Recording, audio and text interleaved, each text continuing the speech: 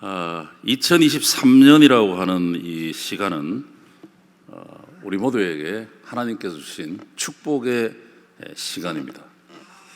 혹시 2023년 살아보신 분 계십니까? 아무도 안 살아보셨죠?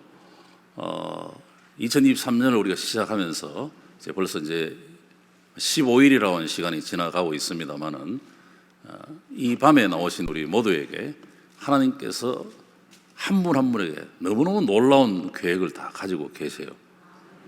그래서 하나님의 말씀을 근거해서 믿음으로 2023년을 큰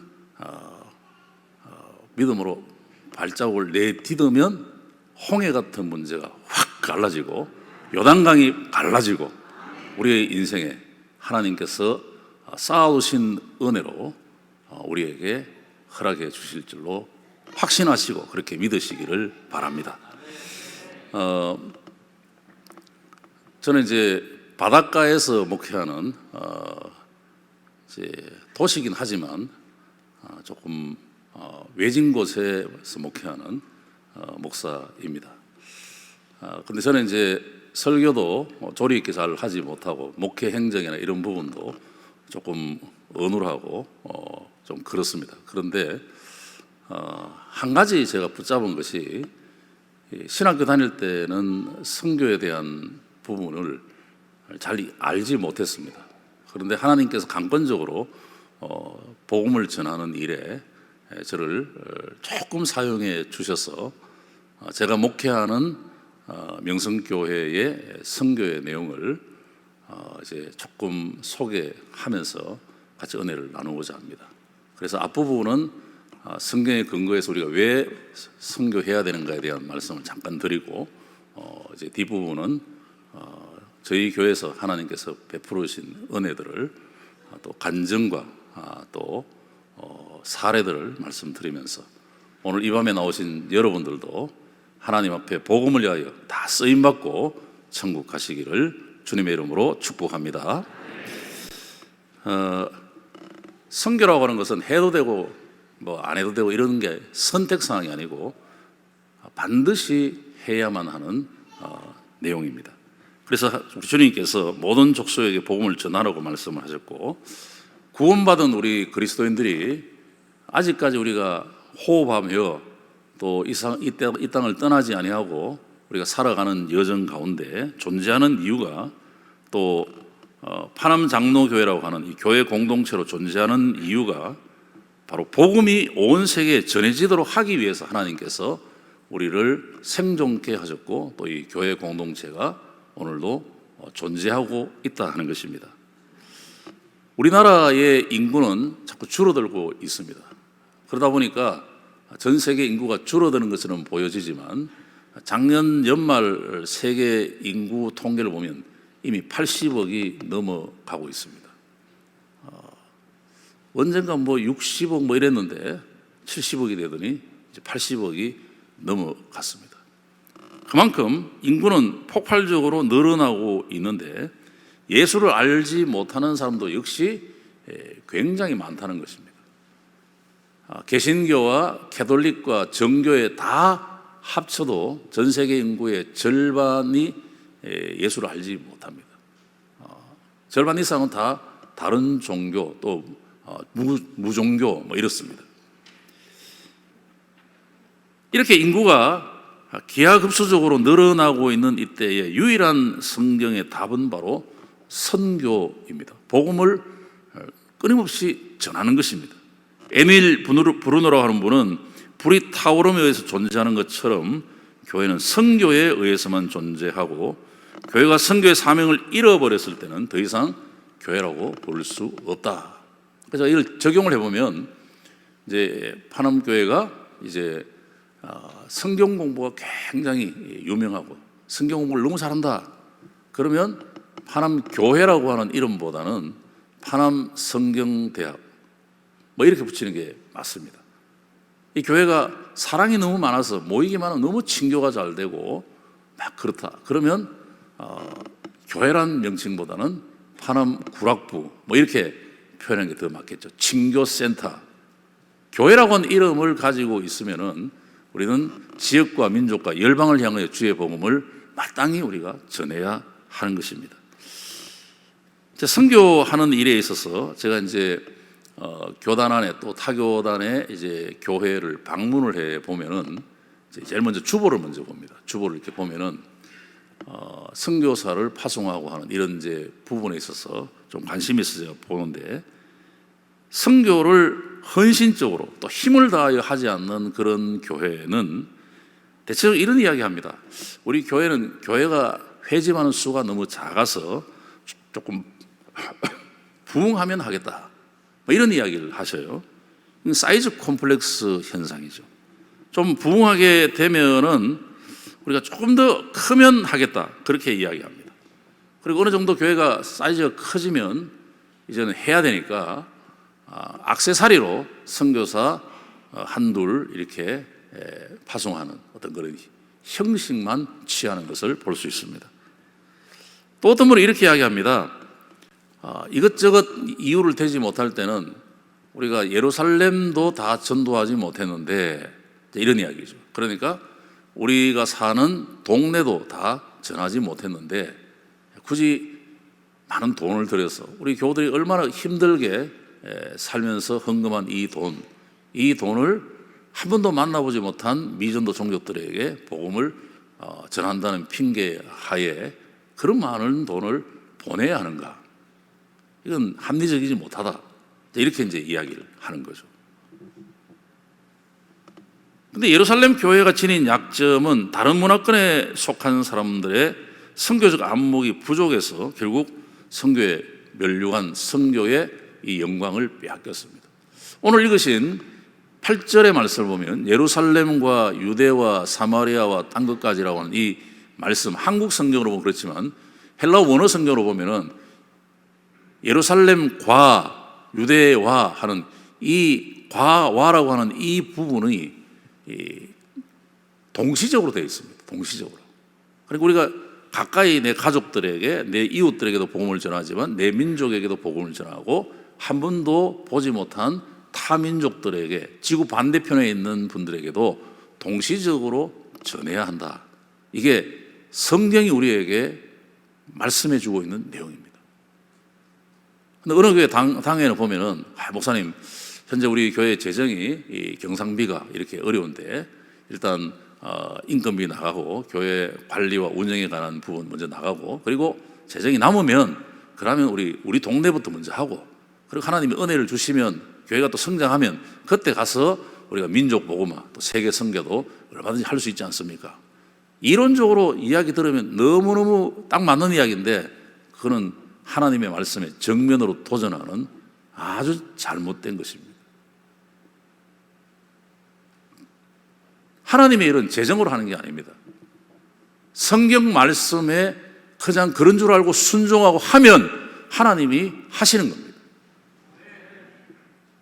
인간의 생각이 자꾸 개입되면은 자꾸 계산부터 먼저 합니다. 예산이 없는데, 예산이 부족한데 계속 이렇게 얘기합니다. 성경이 말씀하는 대로, 하나님이 하라고 하시는 대로 위에 어른이 지시하면 그런 줄 알고 하면 하나님이 길을 열어주십니다. 길이 막힌 것 같은데 가면 길이 열려요. 이게 우리가 신앙생활하는 재미가 아니겠습니까? 자, 예루살렘 교회를 보면요, 세계를 향한 기도와 선교의 문이 열리지 않으니까 결국 주변만 보게 되다가 직분과 교리 문제로 교회가 한바탕 싸움이 벌어졌습니다. 분쟁이 생겼습니다. 그리고 흩어져 버렸습니다. 근데 하나님의 역사는 놀랍죠. 흩어졌는데 이 디아스포라를 통해서 전 세계에 복음을 전가하게 하시는 하나님의 놀라운 역사가 또 이어지는 것을 볼 수가 있습니다. 선교는 교회의 존재 목적이고 본질입니다. 영혼 구원하기 위한 기관으로 교회를 세우셨습니다. 자, 우리가 왜 선교해야 되느냐? 교회의 본질적 사명이 영혼 구원입니다. 지금 여기 마이크, 제가 이제 강론을 하는데 이 마이크가 소리를 잘 받아들여서 이제 앰프로 또 그래서 스피커로 여러분들에게 소리가 전달되어집니다. 근데 만약 이 마이크가 이 기능을 하지 못하면 어떻게 해야 될까요? 이거를 이제 풀어서 그래서 쓰레기통에 버려야 됩니다. 그리고 새 거를 여기다 다시 장착해야 되겠죠. 우리가 이제 예배당에 올 때 또 어디 이동할 때 자동차를 우리가 타고 이동하게 됩니다. 근데 이 자동차가 잘 굴러가지 않으면 자동차의 기능이 다 있기 때문에 폐차할 수밖에 없는 것이죠. 무엇이든지 사명을 다할 때는 가치가 올라갑니다. 사명 다하지 못하면 버림받을 수밖에 없습니다.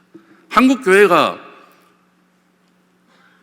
예수 알지 못하는 사람들에게 개독교 이런저런 좀 듣기에 민망한 소리를 듣는다 하는 거죠. 그런데 거기에 우리가 초점 두지 마시고 교회가 해야 될 본연의 사명, 영혼 구원하는 일에 진력하면 그런 소리 듣지 않습니다. 오히려 복음을 전하는 일에 힘쓰는 교회에 주변의 사람들이 칭찬과 존경을 보내게 되는 것이죠. 교회의 본질적 사명이 영혼 구원이고 전도하고 선교하는 것입니다.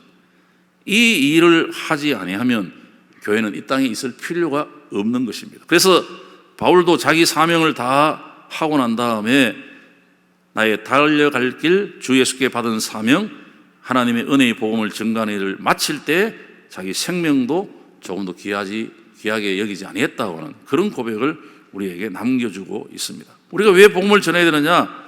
주님의 명령이기 때문에 그렇습니다. 온 천하에 다니며 복음을 전하라고 말씀해 주셨습니다. 너희는 가서 모든 민족을 제자로 삼아 그랬습니다. 이 명령에는 복종만 있는 것입니다. 예, 그렇게 하겠습니다 하고 순종하면 되는 것입니다. 또 우리 주님의 최대의 관심사는 영혼 구원인데 딴 것까지 복음을 전하라 그랬죠. 재밌는 거는 부연하여 붙이는 설명이 때를 얻든지 얻지 못하든지. 우린 핑계대지 않습니까? 하나님, 내가 건강이 또 재정이 또 지금 환경이 내가 지금 다른 어떤 일을 하고 있는데 하나님 조금 하고 난 다음에 그 다음에 제가 하겠습니다. 안 하려고 하는 게 아니고 제가 이거 먼저 하고, 우린 그렇게 항상 이야기하는데 주님은 그렇게 말씀하지 않습니다. 얘야, 때를 얻든지 얻지 못하든지 지금 해라. 또 우리가 왜 복음을 전해야 되느냐? 예수 외에는 대안이 없어요. 유일한 길입니다. 유일한 길. 다른 이로서는 구원을 받을 수 없나니 천하 사람 중에 구원받을 만한 다른 이름을 우리에게 주시지 않았다라고 말씀하셨습니다. 예수님이 아니면 구세주가 없기 때문에 우리 예수를 전해야 합니다. 왜 우리가 복음을 전해야 됩니까? 영혼의 부르짖음 때문에 그렇습니다. 구원받을 영혼들이 우리를 부르고 있어요.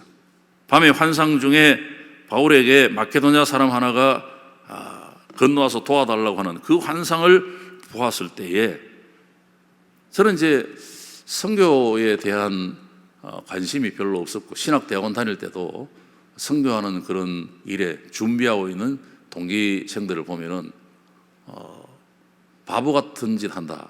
그렇게 제가 좀 hir난했습니다. 근데 제가 1994년 부산 수영로교회 부목으로 있으면서 정필도 목사님에게 선교에 대한 부분을 이제 조금씩 이제 배우게 되고 또 체험하게 되고 실제로 선교 현장에 가서 이제 선교지를 보면서 선교의 지평이 열려지기 시작했습니다. 그래서 갔다 오면 새벽기도 하면서 엎드리고 있으면 제 마음에 현지에 있는 분들이 김 목사님 좀 건너와서 도와주십시오. 눈 뜨고 보면 새벽기도 하고 있는 중이에요. 또 눈 감으면 또 현지에 있는 분들이 이제 도와달라는 음성이 들립니다. 그래서 그 기도 제목을 가지고 기도하다 보니까 하나님께서 좋은 그런 목회의 아이디어도 주시고 그렇게 해서 한 걸음 한 걸음 하다가 보니까 선교가 제 목회, 제 1순위가 되어졌습니다. 자, 우리가 왜 복음을 전해야 되느냐? 우리가 복음을 먼저 들었어요. 먼저 들었기 때문에 아직 복음을 알지 못하는 지구촌의 절반 이상이 한 3분의 2 가까이 될 것 같아요. 지금은 많은 분들이 예수를 들었을 것으로 생각하지만 예수에 대하여 한 번도 듣지 못한 사람이 많습니다. 가까이요. 우리가 코로나 3년을 지나는 동안에 제가 살고 있는 울산 동구 지역에 이제 초등학교가 제가 심호하는 교회 주변에 서부초등학교, 녹수초등학교가 있는데 이제 이곳에 이제 우리 초등부 담당 교육자와 이제 선생님들이 이제 목요일 날, 금요일 날 이제 전도하러 갔어요. 학교 앞에는 못 해요. 그래서 길 건너편에서 하는데 코로나 기간 동안에는 이제 대면해서 뭐 말 걸기도 참 어렵고 그래서 그동안 좀 못했어요. 그래서 조금 이제 대면 할 수 있고 조금 풀려서 작년 가을에 이제 학교 건너편에서 이제 아이들에게 학교 마치고 나오는 아이들에게 복음을 전했습니다. 복음을 전하니까 아이들 반응이요. 예수가 누구예요? 교회가 뭐 하는 곳이에요? 반응이 그렇게 나왔습니다. 그래서 그 보고를 듣고 저희 교회 교육자들과 전도팀과 교회 전체의 방향을 때를 얻든지 못 얻든지 이미 복음을 열심히 전하는 다른 교회들은 코로나 시대에도 이 지방 전도 다니시고 또 코로나 시대에도 누구든지 만나서 복음을 외치고 이런 일을 계속 해왔더라고요. 아마 우리 파남교회는 지금까지 계속 해 오셨겠습니다만 저희 교회는 그걸 코로나 시대에 한 2년 반 정도 지역 전도에 힘을 다하지 못했어요. 얼마나 참 하나님 앞에 송구한지. 성경은 분명히 때를 얻든지 얻지 못하든지 전하라고 말씀했는데 나는 환경 또 여러 가지 여건을 따라서 조금 중단한 이것이 얼마나 하나님 앞에 송구한지. 그런데 선교는 이런 환경과 관계없이 저희 교회는 계속 해왔습니다. 선교는. 그래서 하나님께서 저와 저희 교회를 조금 불쌍히 여기시고 오늘까지 은혜를 베풀어 주신 것이 아닌가 좀 그런 생각을 해보고 있습니다.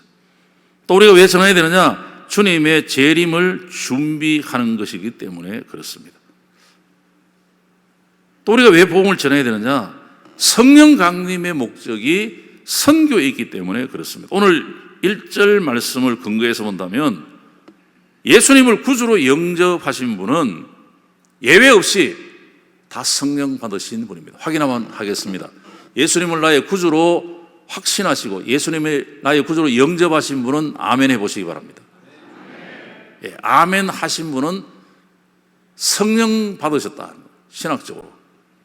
그래서 성령을 받으신 분은 한 사람도 빠지지 말고 모두 선교해야만 합니다. 아멘? 자, 혹시 지금 선교하는 일에 내가 관심을 가지지 못해서 선교를 위하여 기도하지 못했고 선교를 위하여 헌금도 하지 못했고 선교사님이 또 이제 어떤 필요를 따라 현지에서 요청하면 그 일에 내가 반응하지 못했고 혹시 그런 분이 계시다고 한다면 나이가 드신 분이든 우리 학생들이든 관계없이 선교에 대한 그러한 마음을 이 연초에 꼭 가져주시기를 바랍니다. 자, 우리가 왜 선교해야 되느냐? 선교하면 하나님께서 상급을 주시고 복을 주시는데 양적으로 부응하게 하십니다. 저는 제가 심호하는 교회에 한 400여 명 조금 이제 못 모일 때 400명 안 될 때 부임을 했습니다. 2002년 월드컵 할 때. 그리고 선교하는 일에 처음부터 계속 매진을 했더니 하나님께서 은혜를 베푸셔서 5년이 딱 지나니까 딱 배가 되게 하시고 또 한 4년 정도 지나니까 출석 한 1,100 정도 이렇게 모이는 교회로 이렇게 인도하시더라고요. 그러다가 제가 이제 바깥 일을 조금 하다 보니까 수가 조금 감소했어요. 거기다가 코로나 오고 이래가지고 지금은 한 800 정도 출석을 하는 교회입니다. 아무튼 선교하다 보니까 하나님께서 제가 처음 그 교회를 담임할 때보다 배의 축복을 주신 것을 현재 보게 됩니다. 또 질적으로도 성장하게 되는 것을 볼 수 있습니다. 저희 교회는 특별한 어떤 프로그램이나 어떤 특별한 어떤 방법이 없음에도 불구하고 교우들이 예수님을 닮아서 베풀고 나누고 섬기는 일에 참 헌신을 많이 하고 있습니다. 또 좋은 소문이 납니다. 제가 처음 부임했을 때에 교육자 청빙을 하기 위해서 기독신문에 이제 청빙 광고를 내니까 첫 번째는 아무도 지원을 안 하더라고요. 너무 이제 그러니까 울산역에서 제가 심호하는 교회가 한 50분 걸립니다. 너무 이제 안쪽으로 들어가 있으니까 아무도 안 오더라고요. 그리고 한 번 더 냈더니 한 사람 딱 지원을 했어요. 그만큼 이게 교회 소문도 뭐 그렇게 좋게 나지 않았고, 근데 선교를 계속 하다 보니까 소문이 좋게 나서 좋은 교육자들이 저희 교회에 심하고, 현재 제일 오래 섬기고 계신 목사님이 14년째 저희 교회에 섬기고 계시고, 보통 한 6년, 7년 이렇게 심무하시는데, 뭐 그분들이 뭐 다른데 좋은데 뭐 많이 있지 않습니까? 왜 안 가고 저하고 같이 사역할 거예요? 교회가 평안하게 든든히 서하고 참 좋기 때문에 그렇습니다. 저희 교회는 장로님이 은퇴 원로까지 다 합치면 한 46명 정도 될 것 같아요. 현재 심호하신 장로님이 16분입니다. 근데 당회가 평안합니다. 왜 그렇습니까? 선교하고 복음을 전하는 일에 에너지를 쏟으니까 다른 걸로 어떻게 견해 차이가 있을 수가 없습니다. 좋은 소문이 난단 말이죠. 교회에 대한 좋은 소문이 나야 부흥하게 되어지는 것입니다. 자, 그러면 이제 왜 우리가 복음을 전해야 되는가에 대한 성경적 근거를 말씀을 드렸고, 교회가 할 수 있는 선교의 구체적인 방법을 좀 말씀을 드리고자 합니다. 구원받은 사람이라면 예의 없이 누구나 다 해야 되는데 어떤 방법으로 우리가 해야 되느냐? 먼저 가셔야 됩니다. 너희는 가서, 이렇게 말씀한 것처럼 오늘 이 밤에 함께 예배 드리시는 분 중에 선교지로 하나님이 나를 부르시면 가시길 바랍니다. 근데 젊을 때 부름받아서 준비해서 가시는 선교사, 그러니까 나이가 한 살이 젊을 때 이제 헌신해서 언어도 배우고 또 여러 가지 준비도 하고 이렇게 해서 가시는 것이 보통 이제 그게 FM적인 폼이죠. 근데 그와 함께 최근에 시니어 선교사들이 굉장히 많이 나가 있습니다.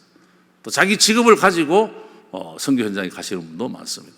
왜냐하면 지금은 선교사를 공식적인 비자를 허락해서 들어오게 하는 나라들이 굉장히 적기 때문에 그렇습니다.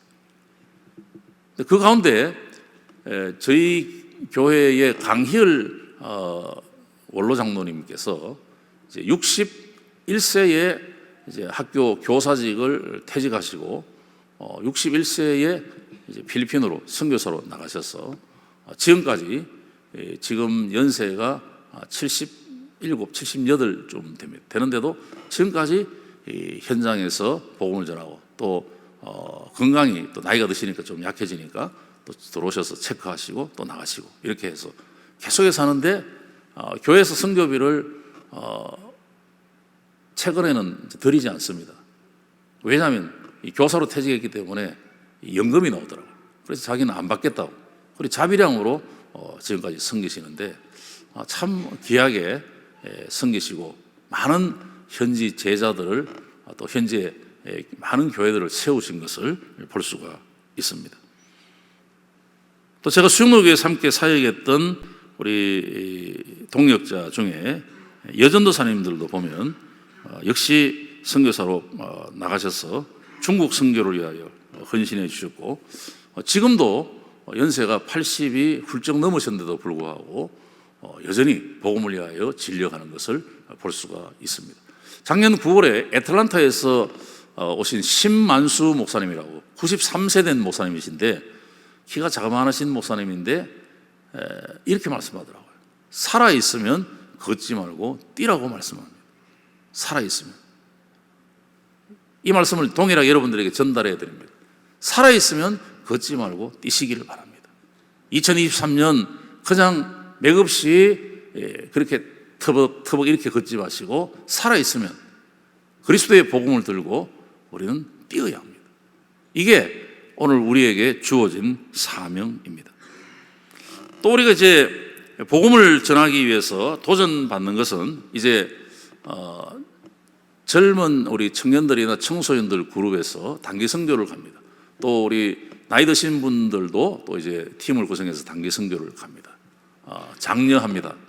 그런데 이제 선교 현지에 한번 가서 며칠 있어보고 이 나라가 내 마음에 자꾸 이렇게 끌리는 모습이 있으면은 준비해서 그곳에 한 달 정도, 또 아니면 한 3개월 정도, 아니면 한 6개월 정도 단기로 그곳에 가서 이제 지내보시면서 선교사님들과 함께 그곳을 이제 돌아보고, 뭐 말이 잘 안 되니까 선교 잘 안 되겠죠. 아무튼 그냥 살아보는 겁니다. 살아보는데 적응이 되고 그러면은 한 2년 정도 헌신하시고 그곳에 가서 이제 선교 사역을 할 수 있습니다. 2년 단기 선교를 무사히 잘 마쳤으면 그냥 나는 한국에 돌아와서 살겠다, 아니면은 주님께서 나를 현장에 부르신다, 결정이 되어집니다. 현장에 부르신다고 마음에 감동이 오면 장기 선교사로 헌신할 수가 있습니다. 저는 우리 장로님들에게 좀 도전을 좀 하고 싶습니다. 시무장로로 봉사하시다가, 아까 제가 강희열 장로님이라 한번 소개했죠. 시무장로로 봉사를 하시다가 이제 은퇴를 한두 해 앞두시고 현지에 한 달, 또 아니면 석 달, 또 아니면 6개월, 또 아니면 한 1년 정도 인생의 뒷시간에 선교 현장에서 한번 보내시고 그 다음에 은퇴하는 것도 좋지 않겠나, 좀 그런 생각을 합니다. 나이가 많아서 아닙니다. 요즘 60 후반은 이거는 뭐 젊은 분입니다. 우리 교단 법이 70에 은퇴하지 않습니까? 70 이후에도 모두가 다 건강하지 않습니까? 그래서 얼마든지 하나님 앞에 쓰임 받으실 수 있습니다. 자, 이제 조금 더 이제 여러분이 적용할 수 있는 걸 말씀을 드리면은,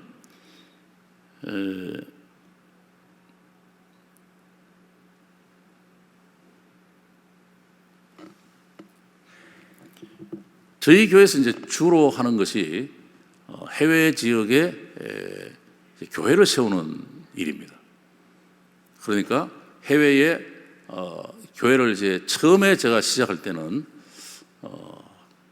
21년 전이니까 이제 해외 지역에 교회를 세우는 그 금액이 작게는 한 1,000만 원, 아니면 한 2천만 원, 뭐 이 정도 선에서 교회를 하나 정도 지을 수 있었습니다. 근데 요즘에 이제 선교 현지도 물가가 올라서 좀 많이 드는 것 같습니다. 근데 제가 이렇게 이야기했어요. 하나님 앞에 가기 전에 내 이름으로 이 지구촌 어디에든지 예배당 하나는 지어서 하나님 앞에 헌당을 하고 천국 갑시다. 자, 이 슬로건을 제가 이제 교인들에게 말씀을 드렸어요. 그래서 제가 입을 열 때마다 계속 이야기하니까 이제 교우들이 여기에 관심을 갖기 시작했고, 그리고 한 분씩 하시게 되어졌습니다. 그 가운데 짱믿음으로 나오시는 이제 교우, 남편은 안 나오시고 이제 부인만 예배드리러 잠깐 나갔다가 가시는 이런 집사님, 권사님이 계셨는데 7분이 서로 모여가지고 100만 원씩, 또 어떤 분은 150만 원씩 이렇게 해서 7분이 1,000만 원을 만들었어요. 1,000만 원을 만들어가지고 한 분이 대표로 저에게, 목사님, 이게 우리가 이렇게 해서 재정을 마련했는데 이 1,000만 원으로 선교 현장에 교회를 하나 세우면 좋겠습니다. 그래서 제가 그 헌금을 놓고 함께 기도하고, 1,000만 원 갖고는 못 짓거든요. 그래서 이제 기도하고 있는데 또 어떤 분이 이제 자기가 이제 환갑이 되고, 또 어떤 분은 70이 되고, 어떤 분은 88세가 되고, 어떤 생일을 기념할 만한 이런 때에 자제분들이 이제 잔치도 하고 이렇게 하려고 여행도 보내주려고 하는 거를 자제분들에게 잔치하지 말고 여행 보내지 말고 그 돈을 자기를 다 달라.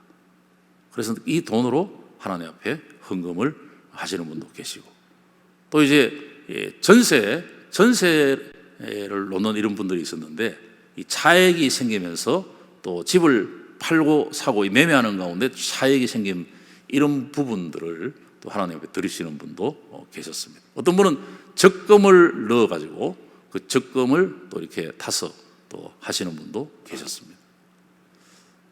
그래서 이제 그 돈이 모여져서 하나를 짓고, 또 선교 현장에 선교사님들에게 이 사실을 알리면은 선교사님들이 우리 지역에 이런 곳이 있습니다, 또 시드머니도 마련해서 이미 준비도 되어 있고 여기에 한국교회에서 조금만 보태주시면은, 도움을 주시면 교회를 지을 수 있습니다.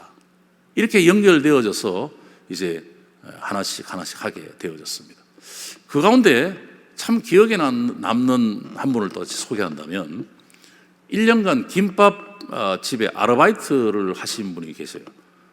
이제 한 달에 50만 원 받기로 하고 아르바이트를 하셨는데, 이제 1년 하고 난 다음에 600만 원을 이제 모았습니다. 이 600만 원을 가지고 이 집사님이, 지금은 이제 권사님이 되셨는데, 이 집사님이 아주 기쁜 마음으로 교회 오시다가 갑자기 전화 한 통을 받았는데, 아주 어려운 분에 좀 도와달라는 요청이 있어서 그분에게 100만 원을 드리고, 원래는 600만 원을 가지고 오려고 그랬는데 500만 원을 들고 왔어요. 근데 제가 이제 그 이야기를 들으니까 1년간 그렇게 모으셨는데 이 500만 원을 선교 현장에 교회진 데 쓰려고 하니까 액수가 적잖아요. 그래서 일단 기도하고 이제 선교 현장에 제가 좀 알아봤습니다. 알아봤는데 마침 중국에서 선교사님 한 분이, 목사님 베이징에 예배를 드릴 수 있는 처소를 렌트를 해야 되는데 한 달에 한 50만 원 정도 드는데 1년만 좀 도와주십시오. 그래서 1년은 못 도와주고 지금 500만 원 헌금하신 분이 있는데 10달만 내가 도와드리겠습니다. 선교사님 좋다고 그랬습니다. 그래서 10달만 매달 50만 원씩 보냈습니다. 보냈는데 이 선교사님이 그 렌트에서 이제 복음을 전하는 그 지역이 젊은 사람들이 많이 왕래하는 곳이고, 또 대학을 졸업하고 대학원 다니고 증권회사, 또 일반 어떤 은행 뭐 이런 직종에 있는 청년들이 이제 교회에 한 명씩 오게 되었고, 10달쯤 되었을 때 이미 자체적으로 헌금이 렌트비를 충분히 커버할 수 있는 만큼 재정이 들어오기 시작했고, 그래서 우리가 10달 도와주고 이제 우리 교회는 빠졌고 계속해서 그 교회가 이어갔는데, 그것이 그 베이징 아가페 교회입니다. ABC 사역이라고 표현할 수 있는데, 김밥집 서빙을 통해서 500만 원으로 시작된 이 교회가 지금은 교회가 10개가 됐습니다. 10개가 되고 말씀 사역자가 10명이 나왔습니다. 그리고 그 와중에 한국의 아시아연합신학대학원에 와셔서 이제 MDB 과정을 다 마치고 한국에서 목사 안수를 받고 현장에 가서 사역하는 탑 리더가 뚜뻥이라고 하는 목사님이 계신데, 이분이 이제 전체를 잘 컨트롤을 합니다. 한 분의 김밥집 섬김을 통해서 아주 작은 금액이지만 이 금액을 통해서 교회가 10개가 됐어요. 베이징에 5개 있고 상해에 3개 있고 상해 옆쪽 도시에 2개가 되어 있습니다. 선교는 돈으로 하는 것이 아니고 성령께서 내 마음에 감동을 주시면 일단 한 발자국 내디디면 그 다음은 주님께서 이끌어 가시면서 이게 자꾸 이어지는 거죠. 그래서 오늘 밤에 함께 하신 여러분들에게도 도전을 드립니다. 난 돈이 없어. 아닙니다. 하려고 하는 마음만 가지시면은 그 다음은 하나님께서 그 다음은 다 이어가게 하십니다. 지금도 저희 교회는 이제 작년 9월 셋째 주부터 11월 셋째 주까지 갑자기 요 2달 사이에 교우들께서 한 10가정 정도가 이제 선교지에 교회를 세우는 일을 위해서 그동안 준비한 그 금액을 각자가 준비해가지고 2달 동안에 매주 이렇게 선교금을 내시더라고요. 2천만 원, 3천만 원, 5천만 원. 그리고 이게 모여가지고 또 이게 진행이 됐습니다. 그래서 현재 저희 교회에 해외에 교회를 세운 교회가 57개 교회를 세웠습니다. 그리고 현재 저희 교회에서 파송하는 주파송 선교사가 뭔지 알죠? 주파송 선교사가 21가정입니다.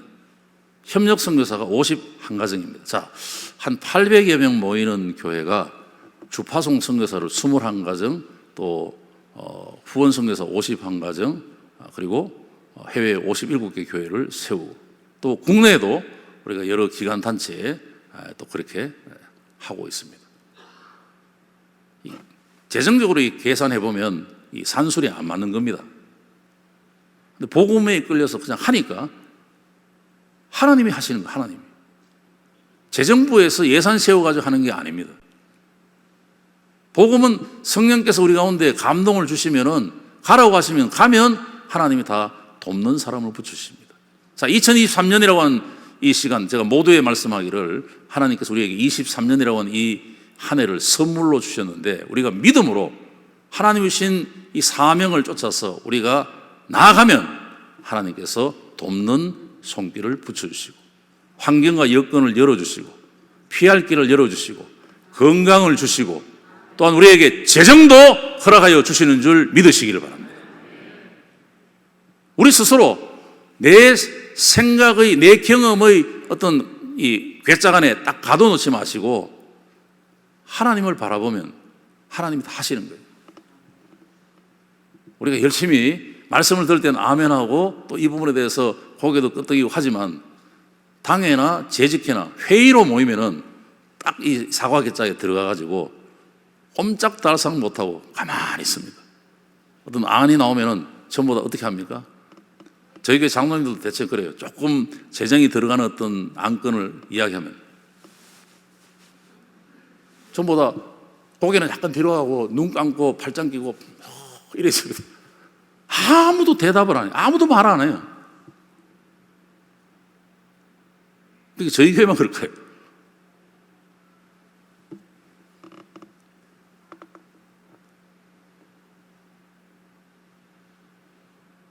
우리 파남교회는 복음을 위하여 우리가 의논할 때 예, 제가 하겠습니다.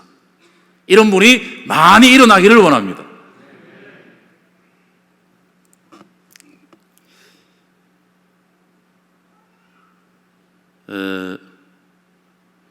영국의 이제 어느 교회에서 5살 된 한 소년이 이제 1펜이라고 하는 가장 낮은 단위의 돈을 헌금을 했습니다. 그러면서 목사님에게 이 돈으로 신약 성경을 사서 인도에 보내주십시오. 그 목사님이 그냥 지나칠 수 있는 부분이지만 이 아이의 소중한 뜻을 귀중히 여겨서 목사님 개인 돈을 더 보태가지고 손바닥만한 작은 성경을 하나 구입해서 이제 그 성경책 이제 한 장 넘기면 그 첫 표지에 그 아이의 이름을 써서 포장해가지고 선교단체를 통해서 선교지에 보냈습니다. 20년 후에 목사님께서 인도의 어느 마을을 방문하게 되었는데 그 마을을 방문하게 하고 보니까 많은 분들이 예수를 믿고 있어요. 그래서 이 마을에 어떻게 복음이 들어왔느냐 물어보니까 어떤 분이 이제 상자를 하나 가져왔는데 상자를 열어보니까 아주 낡은 작은 성경이 하나 그 안에 있는 거예요. 그래서 목사님이 그 성경책을 들고 이렇게 펴보니까 20년 전에 자기가 아이의 이름을 쓴 글이 거기에 나오는 거예요. 이 작은 성경이 그 마을에 들어와서 마을의 복음화의 기초가 되었다고 하는 놀라운 이야기죠. 20년 전에 한 소년의 아주 작은 단위의 돈을 헌금했는데 그 헌금이 마을 전체를 복음화시킨 거예요. 그래서 이 목사님께서 복음의 위대한 역사가 트럼펫을 울리는 거창한 선전으로 시작하는 것이 아니고 작은 기자씨 하나를 통해서 가장 놀라운 일이 시작된다는 걸 알고 감사의 눈물을 흘리셨다고 합니다. 또 미국인 선교사가 일본에 가서 40년간 복음을 전했는데 딱 한 명 세례 줬습니다. 그것도 자기 집에 가정부로 일하는 분.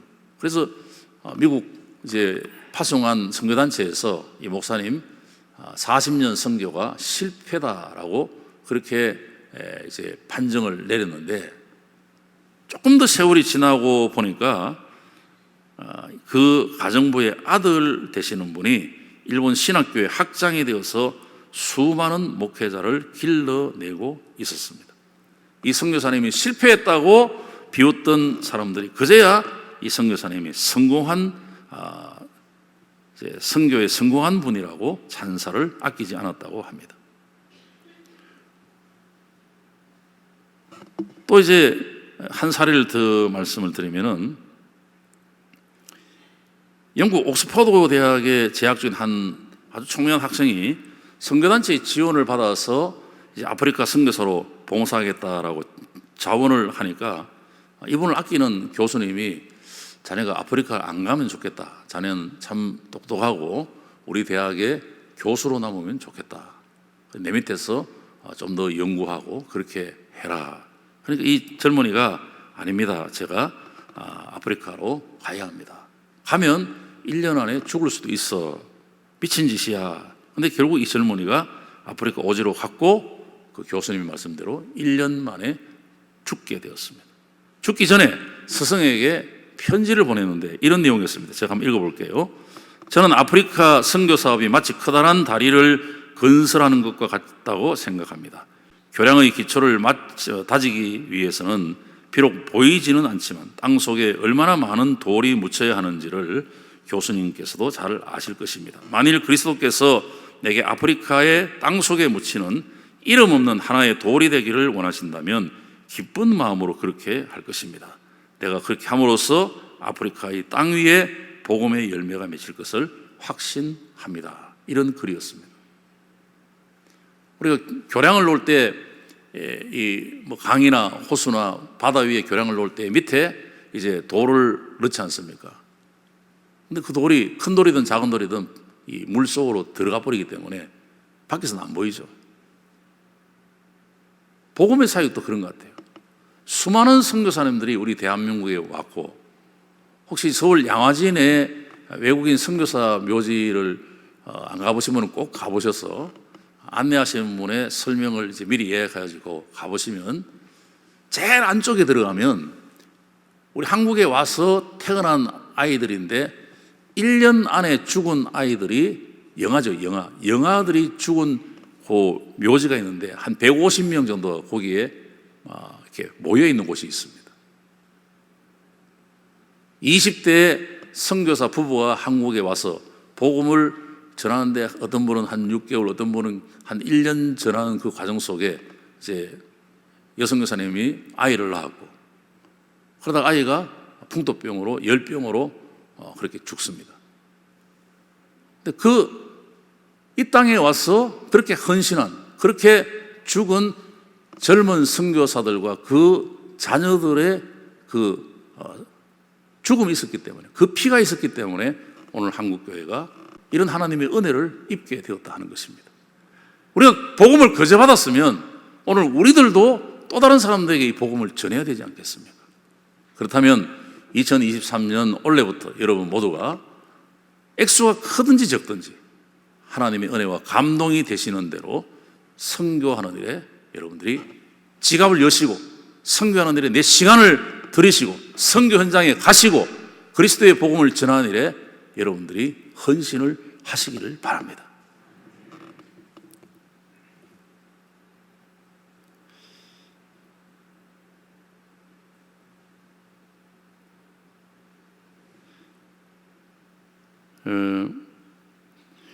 우리나라의 한 교회가 파나이라고 하는 섬에다가 120개의 교회당을 지은 사례를 말씀을 드리면, 김수연 집사님이라는 분 이야기인데, 이분이 이제 그때 당시 한 500만 원 정도면 선교지에 교회 하나 지을 수 있다 이렇게 말씀을 하니까 좀 오래된 이야기입니다. 이분이 이제 병원에서 위암 말기 치료를 받고 있었는데, 이분이 자기 어머니에게 어머니, 내가 죽는다는 건 아는데 지금 죽으면 하나님께 보고할 것이 없습니다. 치료비 남은 돈으로 교회당 하나 지어서 봉헌하고 싶습니다. 하나님께 가서 내가 그래도 교회당 하나 지었다고 보고하고 싶습니다. 그래서 이 집사님이 이제 치료하는 것을 멈추고 퇴원해서 남은 치료비로 이제 교회 건축헌금을 선교지에 보냈습니다. 3개월밖에 못 사신다고 하는 이 김 집사님이 그 후에 3년을 더 사셨고 장례 비용을 전략해서 교회 하나를 더 세우라고 하는 유언을 남기고 하나님 품에 안겼다고 합니다. 저희 아버님도 이제 목회를 하셨습니다. 그래서 이제 70에 은퇴를 하시고 경산에 한 10년 정도 사시다가 80이 되셨을 때에 이제 제가 모셨어요. 그래서 울산 저희 집으로 오셔서 이제 저희 교회에서 같이 신앙생활 하시는데 제가 목회하는 걸 이렇게 보시고 얘야 나도 하나님 앞에 가기 전에 내가 내 이름으로 예배당 하나 지으면 좋겠다. 그러니까 저희 어머님이 나도 하겠다. 그래가지고 2개를 하게 되었습니다. 2개를 이제 건축하게 되었는데 건축비를 보내고 그다음 이제 현장에 가야 되는데 그때 아버님 연세가 83세 정도가 됐어요. 이 무릎 관절이 안 좋아서 잘 걷는데 문제가 있는데 꼭 가보시겠다 그래요. 그래서 태국 치앙마이 쪽에 이제 비행기로 이동하고 비행기에 내려서 이제 김노원 선교사님이라는 분이 연결해 주셨는데 그렇게 해서 선교 현지에 가서 헌당 예배를 2곳을 예배를 드리고 그리고 또 돌아오셨어요.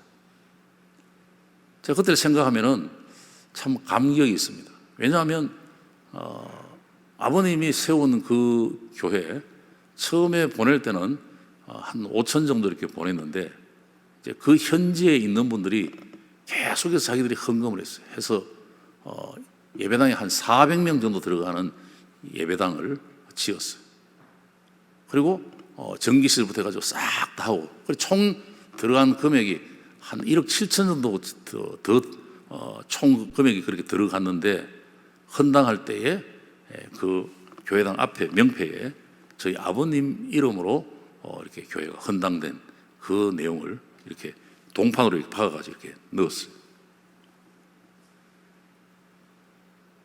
한 사람의 헌신이 많은 사람들의 협력과 함께 주의 교회가 세워가는 것을 볼 수가 있습니다. 그래서 여러분 이 일을 할 때에 한 기관이 할 수도 있고 또 아니면 한 구역이나 목장이 할 수도 있고 또 서로 이렇게 마음 맞는 분들끼리 어울려 사실 수도 있고 혼자 한다고 하지 마시고 같이 그렇게 하시면은 우리 파남교회에서도 1년에 한 10개씩 계속 이렇게 지어 나갈 수 있을 것입니다. 아마 더 많이 하실 수 있을 것입니다.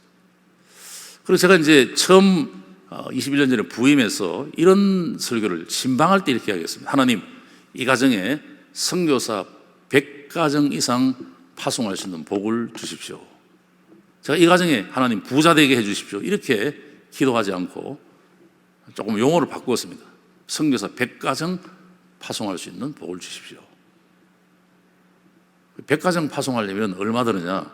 한 가정 파송하려면 보통 GMS 기준으로 하면은 60% 이상 후원금을 보내야 됩니다. 그게 이제 주파송 개념인데, 그럼 한 200만 원 정도 이제 한 가정 이제 파송해야 됩니다. 200만 원 정도. 그럼 한 달에 200만 원씩 선교원금을 내시려고 하면은 참 부담 많이 되지 않습니까? 근데 100가정을 보내려고 하면 한 달에 얼마를 헌금해야 됩니까? 2억을 헌금해야 됩니다. 한 달에 2억 헌금하려고 하면은 한 달 수입이 어느 정도 돼야 될까요? 최하 한 50억 정도는 한 달에 자기 순수익으로 들어와야 그 정도 할 수 있겠죠. 그러니까 제가 신방 가서 이렇게 얘기해요. 하나님, 이 가정에 당대에 아니면 아들의 대에 또 아니면 손주의 대에 이 복이 임하기를 원합니다. 제가 그렇게 복을 빌면서 신방을 했던 기억이 있습니다. 동일하게 오늘 말씀을 들으시는 여러분의 가정에도 여러분의 당대에, 여러분의 자녀대에 아니면 여러분의 손주대에 선교사 100가정 이상 파송하는 이런 은혜가 있기를 주의 이름으로 축복합니다. 아멘 하시는 분에게는 그 복이 그대로 임할 줄 믿습니다. 자, 이제 말씀을 이제 좀 정리를 하겠습니다. 선교라고 하는 것은 하나님이 가장 기뻐하는 것이고 하나님의 소원입니다. 하나님의 소원. 선교를 하게 되면 당연히 칭찬과 상급이 따라오고 하늘의 위로가 있는 것입니다. 그래서 우리가 직접 갈 수도 있고 보낼 수도 있습니다. 또 가신 분들을 위하여 물질을 보내고 기도할 수도 있습니다. 지금은 이제 전에는 이메일로 보내고 그전에는 편지로 보내고 이렇게 해서 많이 늦었는데 요즘은 이 카톡이라고 하는 것이나 또 아니면 이게 줌이나 뭐 이런 걸로 바로 옆에 있는 사람하고 대화하는 것처럼 소통을 할 수 있는 시대에 우리가 살고 있지 않습니까? 저희는 이제 한 달에 둘째 주 토요일 날 우리 주파송 선교사님들하고 이제 우리 교역자들하고 또 우리 목자들하고 한 120명 정도가 줌 회의를 합니다. 바쁘시면은 못 들어오기도 하지만 아무튼 들어오면 이제 기도 제목 나누고 또 그렇게 하는데, 기도 제목을 들으니까요, 선교제의 필요를 들으니까 내 마음이 움직이고, 마음이 움직이니까 재정이 또 따라가더라고요. 또 그분들이 한국에 나오면은 서로 또 섬기시려고 하고, 다니엘 12장에 많은 사람을 옳은 대로 돌아오게 한 자는 별과 같이 영원토록 빛난다 그랬습니다. 우리가 이 땅을 살아가는 여정 가운데 또 다른 사람들을 주 앞으로 인도하는, 천국에서 영원히 빛나는 하늘의 스타가 되기를 바랍니다. 이제 우리가 선교사가 되면은 하나님이 가장 기뻐하십니다. 그래서 여러분들이 또 다른 사람에게 복음을 전가하는 이 일에 다른 분이 하시겠지 이렇게 양보하지 마시고, 이 일은 내가 해야 된다, 좀 욕심을 내십시오. 그래서 선교하는 일에 2023년 우리 반응교회가 더 많이 헌신하셔서 더 많은 지역에 더 많은 복음을 전하는 그런 역사가 있기를 주님의 이름으로 축복합니다. 코로나 시대에 자꾸 못하게 합니다. 못하게 할수록 더하면 하나님이 더하게 하십니다. 그래서 여러분 교회에서 복음의 왕성한 역사가 땅끝까지 증거되어지는 이런 좋은 소식이 제가 심호하는 남쪽에도 계속 들려와서 우리 반응교회와 명성교회가 함께 동력해서 하나님 나라를 더 확장해가는 그런 은혜가 계속되어지기를 예수님의 이름으로 축복합니다. 자, 우리 다 한번 일어나서